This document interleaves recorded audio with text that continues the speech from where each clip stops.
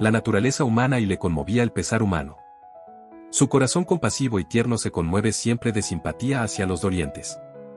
Llora con los que lloran y se regocija con los que se regocijan. No era solo por su simpatía humana hacia María y Marta por lo que Jesús lloró. En sus lágrimas había un pesar que superaba tanto al pesar humano como los cielos superan a la tierra.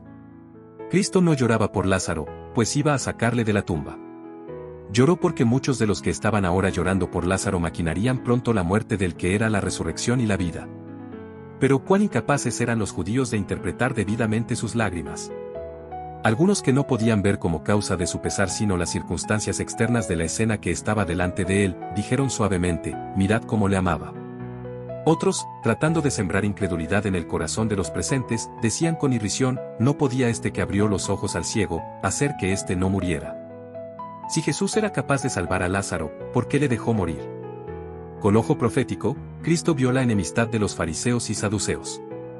Sabía que estaban premeditando su muerte. Sabía que algunos de los que ahora manifestaban aparentemente tanta simpatía, no tardarían en cerrarse la puerta de la esperanza y los portales de la ciudad de Dios. Estaba por producirse, en su humillación y crucifixión, una escena que traería como resultado la destrucción de Jerusalén, y en esa ocasión nadie lloraría a los muertos.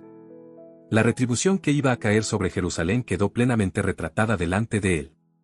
Vio a Jerusalén rodeada por las legiones romanas. Sabía que muchos de los que estaban llorando a Lázaro morirían en el sitio de la ciudad, y sin esperanza. No lloró Cristo solo por la escena que tenía delante de sí. Descansaba sobre él el peso de la tristeza de los siglos. Vio los terribles efectos de la transgresión de la ley de Dios. Vio que en la historia del mundo, empezando con la muerte de Abel, había existido sin cesar el conflicto entre lo bueno y lo malo. Mirando a través de los años venideros, vio los sufrimientos y el pesar, las lágrimas y la muerte que habían de ser la suerte de los hombres. Su corazón fue traspasado por el dolor de la familia humana de todos los siglos y de todos los países. Los ayes de la raza pecaminosa pesaban sobre su alma, y la fuente de sus lágrimas estalló mientras anhelaba aliviar toda su angustia. Y Jesús, conmoviéndose otra vez en sí mismo, vino al sepulcro. Lázaro había sido puesto en una cueva rocosa, y una piedra maciza había sido puesta frente a la entrada. «Quitad la piedra», dijo Cristo. Pensando que él deseaba tan solo mirar al muerto, Marta objetó diciendo que el cuerpo había estado sepultado 4 días y que la corrupción había empezado ya su obra. Esta declaración, hecha antes de la resurrección de Lázaro, no dejó a los enemigos de Cristo lugar para decir que había subterfugio. En lo pasado, los fariseos habían hecho circular falsas declaraciones acerca de las más maravillosas manifestaciones del poder de Dios. Cuando Cristo devolvió la vida a la hija de Jairo, había dicho, la muchacha no es muerta, mas duerme. Como ella había estado enferma tan solo un corto tiempo y fue resucitada inmediatamente después de su muerte, los fariseos declararon que la niña no había muerto, que Cristo mismo había dicho que estaba tan solo dormida. Habían tratado de dar la impresión de que Cristo no podía sanar a los enfermos, que había engaños en sus milagros. Pero en este caso, nadie podía negar que Lázaro había muerto. Cuando el Señor está por hacer una obra, Satanás induce a alguno a objetar. «Quitad la piedra», dijo Cristo. «En cuanto sea posible, preparad el camino para mi obra». Pero la naturaleza positiva y ambiciosa de Marta se manifestó. Ella no quería que el cuerpo ya en descomposición fuese expuesto a las miradas. El corazón humano es tardo para comprender las palabras de Cristo, y la fe de Marta no había asimilado el verdadero significado de su promesa. Cristo reprendió a Marta, pero sus palabras fueron pronunciadas con la mayor amabilidad. «No te he dicho que, si creyeres, verás la gloria de Dios, ¿por qué habríais de dudar de mi poder? ¿Por qué razonar contrariamente a mis requerimientos? Tenéis mi palabra. Si queréis creer, veréis la gloria de Dios». Las imposibilidades naturales no pueden impedir la obra del Omnipotente. El escepticismo y la incredulidad no son humildad. La creencia implícita en la palabra de Cristo es verdadera humildad, verdadera entrega propia. «Quitad la piedra». Cristo podría haber ordenado a la piedra que se apartase, y habría obedecido a su voz. Podría haber ordenado a los ángeles que estaban a su lado que la sacasen. A su orden, manos invisibles habrían removido la piedra. Pero había de ser sacada por manos humanas. Así Cristo quería mostrar que la humanidad ha de cooperar con la divinidad. No se pide al poder divino que haga lo que el poder humano puede hacer. Aparentemente había dejado solas a Marta y María, así como al moribundo Lázaro. Pero no estaban solos. Cristo contemplaba toda la escena, y después de la muerte de Lázaro las enlutadas hermanas fueron sostenidas por su gracia. Jesús presenció el pesar de sus corazones desgarrados, mientras su hermano luchaba con su poderoso enemigo la muerte. Sintió los trances de su angustia, y dijo a sus discípulos, Lázaro es muerto. Pero Cristo no solo tenía que pensar en aquellos a quienes amaba en Betania, tenía que considerar la educación de sus discípulos. Ellos habían de ser sus representantes ante el mundo, para que la bendición del Padre pudiese abarcar a todos. Por su causa, permitió que Lázaro muriese. Si le hubiese devuelto la salud cuando estaba enfermo, el milagro que llegó a ser la evidencia más positiva de su carácter divino, no se habría realizado.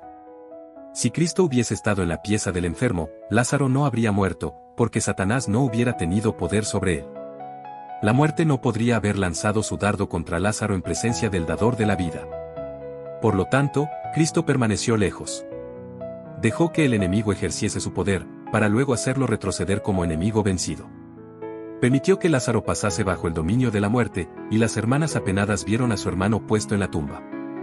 Cristo sabía que mientras mirasen el rostro muerto de su hermano, su fe en el Redentor sería probada severamente.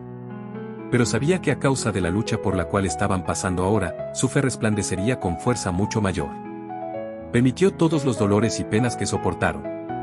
Su tardanza no indicaba que las amase menos, pero sabía que para ellas, para Lázaro, para él mismo y para sus discípulos, había de ganarse una victoria. Por vosotros, para que creáis. A todos los que tantean para sentir la mano guiadora de Dios, el momento de mayor desaliento es cuando más cerca está la ayuda divina. Mirarán atrás con agradecimiento, a la parte más oscura del camino. Sabe el Señor librar de tentación a los píos. Salen de toda tentación y prueba con una fe más firme y una experiencia más rica. Al demorar en venir a Lázaro, Jesús tenía un propósito de misericordia para con los que no le habían recibido. Tardó, a fin de que al resucitar a Lázaro pudiese dar a su pueblo obstinado e incrédulo, otra evidencia de que él era de veras la resurrección y la vida. Le costaba renunciar a toda esperanza con respecto a su pueblo, las pobres y extraviadas ovejas de la casa de Israel. Su impenitencia le partía el corazón. En su misericordia, se propuso darles una evidencia más de que era el restaurador, el único que podía sacar a luz la vida y la inmortalidad. Había de ser una evidencia que los sacerdotes no podrían interpretar mal. Tal fue la razón de su demora en ir a Betania. Este milagro culminante, la resurrección de Lázaro, había de poner el sello de Dios sobre su obra y su pretensión a la divinidad. En su viaje a Betania, Jesús, de acuerdo con su costumbre, atendió a los enfermos y menesterosos. Al llegar a la aldea, mandó un mensajero a las hermanas para avisarlas de su llegada. Cristo no entró enseguida en la casa, sino que permaneció en un lugar tranquilo al lado del camino. La gran ostentación externa manifestada por los judíos en ocasión de la muerte de un deudo no estaba en armonía con el espíritu de Cristo. Oía los lamentos de los plañidores, y no quería encontrarse con las hermanas en medio de la confusión. Entre los que lloraban estaban los parientes de la familia, algunos de los cuales ocupaban altos puestos de responsabilidad en Jerusalén. Entre ellos se contaban algunos de los más acervos enemigos de Cristo. Él conocía su propósito y por lo tanto no se hizo conocer enseguida. El mensaje fue dado a Marta con tanta reserva que las otras personas que estaban en la pieza no lo oyeron. Absorta en su pesar, María no oyó las palabras. Levantándose enseguida, Marta salió al encuentro de su Señor, pero pensando que ella había ido al sepulcro donde estaba Lázaro, María permaneció sumida silenciosamente en su pesar. Aparentemente había dejado solas a Marta y María, así como al moribundo Lázaro. Pero no estaban solos. Cristo contemplaba toda la escena, y después de la muerte de Lázaro las enlutadas hermanas fueron sostenidas por su gracia. Jesús presenció el pesar de sus corazones desgarrados, mientras su hermano luchaba con su poderoso enemigo la muerte. Sintió los trances de su angustia, y dijo a sus discípulos, Lázaro es muerto. Pero Cristo no solo tenía que pensar en aquellos a quienes amaba en Betania, tenía que considerar la educación de sus discípulos. Ellos habían de ser sus representantes ante el mundo, para que la bendición del Padre pudiese abarcar a todos. Por su causa, permitió que Lázaro muriese. Si le hubiese devuelto la salud cuando estaba enfermo, el milagro que llegó a ser la evidencia más positiva de su carácter divino, no se habría realizado. Si Cristo hubiese estado en la pieza del enfermo, Lázaro no habría muerto, porque Satanás no hubiera tenido poder sobre él. La muerte no podría haber lanzado su dardo contra Lázaro en presencia del dador de la vida. Por lo tanto, Cristo permaneció lejos. Dejó que el enemigo ejerciese su poder, para luego hacerlo retroceder como enemigo vencido. Permitió que Lázaro pasase bajo el dominio de la muerte, y las hermanas apenadas vieron a su hermano puesto en la tumba. Cristo sabía que mientras mirasen el rostro muerto de su hermano, su fe en el Redentor sería probada severamente. Pero sabía que a causa de la lucha por la cual estaban pasando ahora, su fe resplandecería con fuerza mucho mayor. Permitió todos los dolores y penas que soportaron. Su tardanza no indicaba que las amase menos, pero sabía que para ellas, para Lázaro, para él mismo y para sus discípulos, había de ganarse una victoria. Por vosotros, para que creáis. A todos los que tantean para sentir la mano guiadora de Dios, el momento de mayor desaliento es cuando más cerca está la ayuda divina. Mirarán atrás con agradecimiento, a la parte más oscura del camino. Sabe el Señor librar de tentación a los píos. Salen de toda tentación y prueba con una fe más firme y una experiencia más rica. Al demorar en venir a Lázaro, Jesús tenía un propósito de misericordia para con los que no le habían recibido. Tardó, a fin de que al resucitar a Lázaro pudiese dar a su pueblo obstinado e incrédulo, otra evidencia de que él era de veras la resurrección y la vida. Le costaba renunciar a toda esperanza con respecto a su pueblo, las pobres y extraviadas ovejas de la casa de Israel. Su impenitencia le partía el corazón. En su misericordia, se propuso darles una evidencia más de que era el restaurador, el único que podía sacar a luz la vida y la inmortalidad. Había de ser una evidencia que los sacerdotes no podrían interpretar mal. Tal fue la razón de su demora en ir a Betania. Este milagro culminante, la resurrección de Lázaro, había de poner el sello de Dios sobre su obra y su pretensión a la divinidad. En su viaje a Betania, Jesús, de acuerdo con su costumbre, atendió a los enfermos y menesterosos.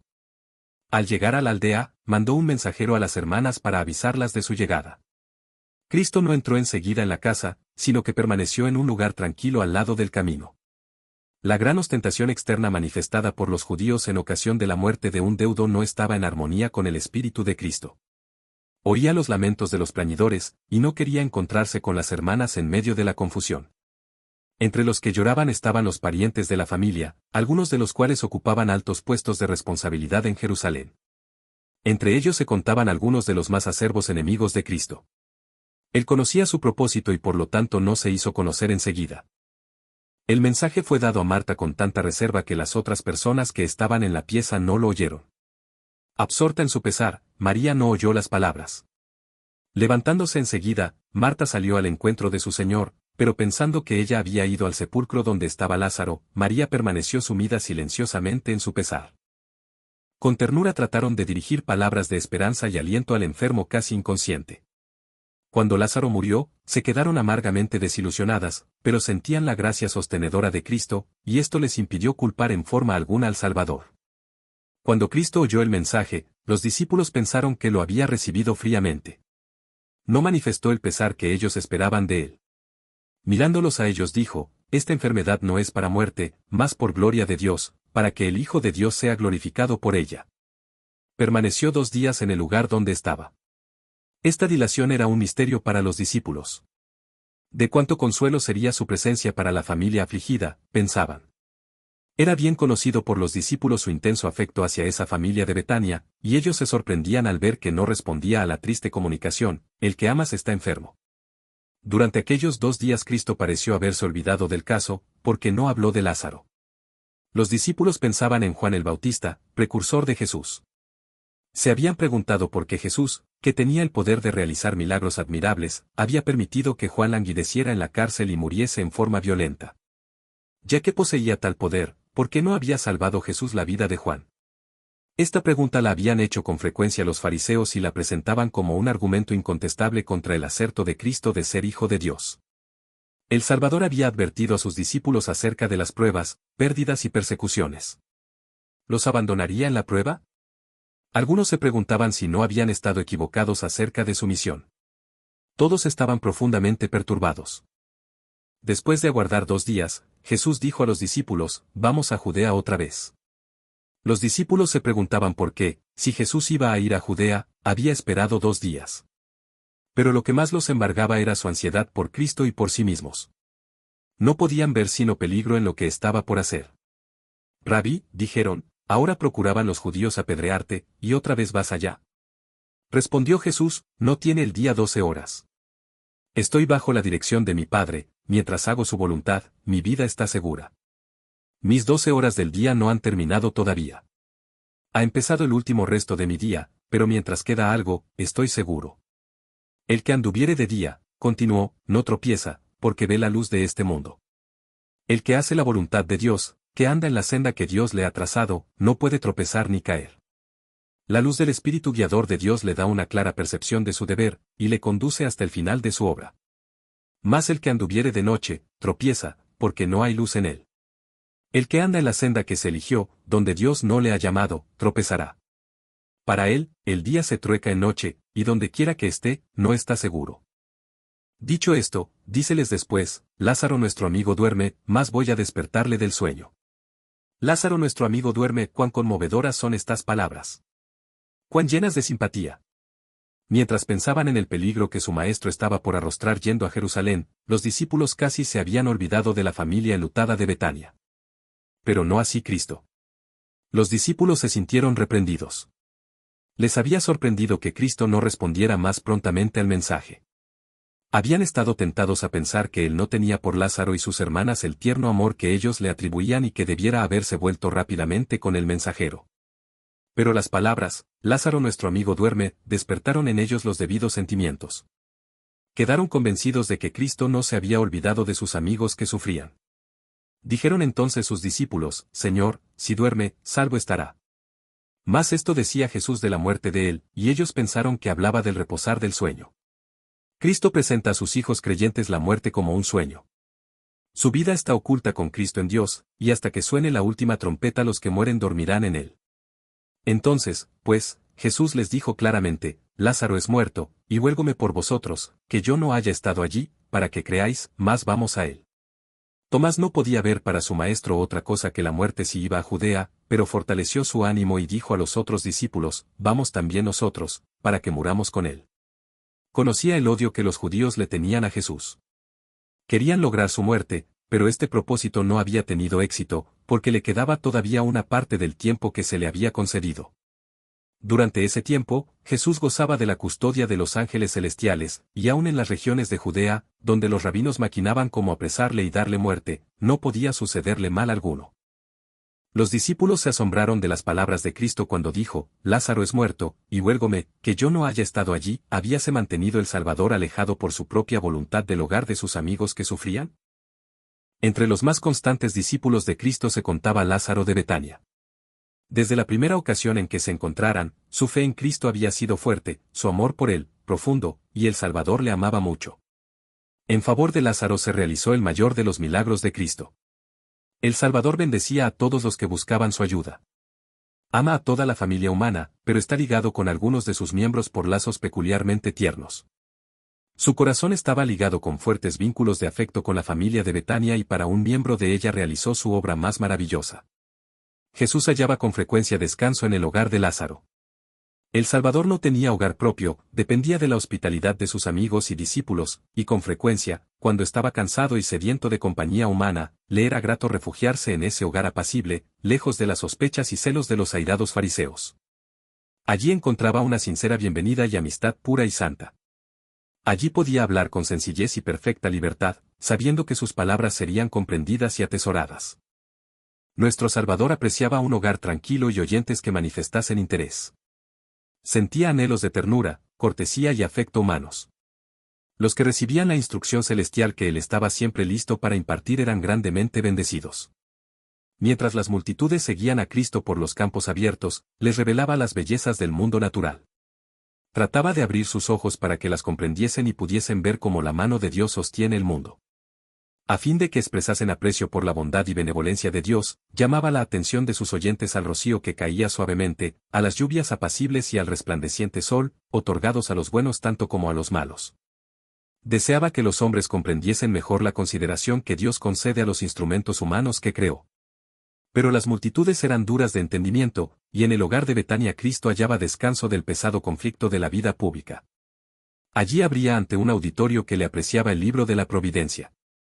En esas entrevistas privadas, revelaba a sus oyentes lo que no intentaba decir a la multitud mixta. No necesitaba hablar en parábolas a sus amigos. Mientras Cristo daba sus lecciones maravillosas, María se sentaba a sus pies, escuchándole con reverencia y devoción. En una ocasión, Marta, perpleja por el afán de preparar la comida, apeló a Cristo diciendo, «Señor, ¿no tienes cuidado que mi hermana me deja servir sola? Dile, pues, que me ayude». Esto sucedió en ocasión de la primera visita de Cristo a Betania. El Salvador y sus discípulos acababan de hacer un viaje penoso a pie desde Jericó. Marta anhelaba proveer a su comodidad, y en su ansiedad se olvidó de la cortesía debida a su huésped. Jesús le contestó con palabras llenas de mansedumbre y paciencia, «Marta, Marta, cuidadosa estás, y con las muchas cosas estás turbada, empero una cosa es necesaria, y María escogió la buena parte, la cual no le será quitada». María atesoraba en su mente las preciosas palabras que caían de los labios del Salvador, palabras que eran más preciosas para ella que las joyas más costosas de esta tierra. La una cosa que Marta necesitaba era un espíritu de calma y devoción, una ansiedad más profunda por el conocimiento referente a la vida futura e inmortal, y las gracias necesarias para el progreso espiritual. Necesitaba menos preocupación por las cosas pasajeras y más por las cosas que perduran para siempre. Jesús quiere enseñar a sus hijos a aprovechar toda oportunidad de obtener el conocimiento que los hará sabios para la salvación. La causa de Cristo necesita personas que trabajen con cuidado y energía.